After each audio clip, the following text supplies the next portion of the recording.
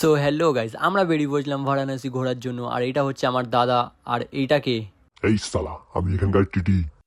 তারপর আমরা লেগে পড়ি বারাণসী স্টেশনে। অ্যান্ড আমি আমার দাদা এখান থেকে হাঁটতে হাঁটতে চলে গেলাম আমাদের রুমে। নেক্সট মর্নিংয়ে আমরা উঠে দেখি সুন্দর একটা ভিউ। অ্যান্ড আমি আমার দাদা রেডি হয়ে বেরিয়ে পড়েছিলাম কচৌড়ি খেতে। তো এইটা হচ্ছে একটা ফেমাস কচৌড়ির দোকান। অ্যান্ড আমরা ভেতরে ঢুকে অলরেডি খাওয়া দাওয়া স্টার্ট করে ফেলেছিলাম, বিকজ আমাদের খুব জোর খিদে পেয়ে গেছিলো।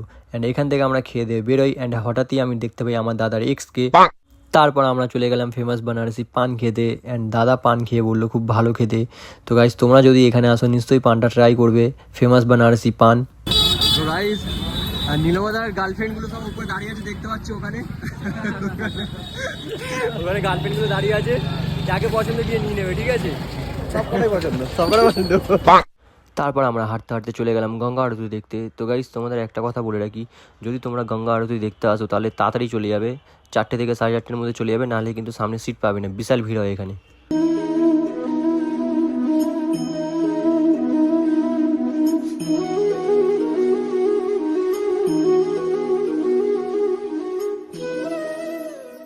তো গঙ্গা আরতি দেখার পর আমাদের মনটা পুরো শান্তি হয়ে গেল গাইজ। তোমরাও নিশ্চয়ই এসো এখানে গঙ্গা আরতি দেখতে। তারপর আমরা এখান থেকে হাঁটতে হাঁটতে চলে গেলাম মণিকর্ণিকা ঘাটে। তোমরা যদি বারাণসীতে আসো তাহলে একবার হলেও তোমরা মণিকর্ণিকা ঘাটে এসে ঘুরে যেও, কারণ এখানে আসার পর এমনটাই মনে হবে যে আমাদের জীবনের দামটা কি। আসলে আমাদের জীবনের কোনোই দাম নেই, এখানে আসার পর এই জিনিসটাতে তোমাদের রিয়েলাইজ হবে।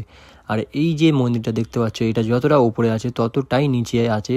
তো এইটার পেছনে অনেক রহস্য আছে। তো রহস্যটা যদি জানতে চাও তাহলে আমার লং ভিডিওতে দিয়ে দেবো, গিয়ে দেখে নিও গাইস। তো বারাণসীতে এটা আমাদের ছিল ডে 1। আবার দেখা হচ্ছে নেক্সট একটা মিনি ব্লগে। Bye bye guys.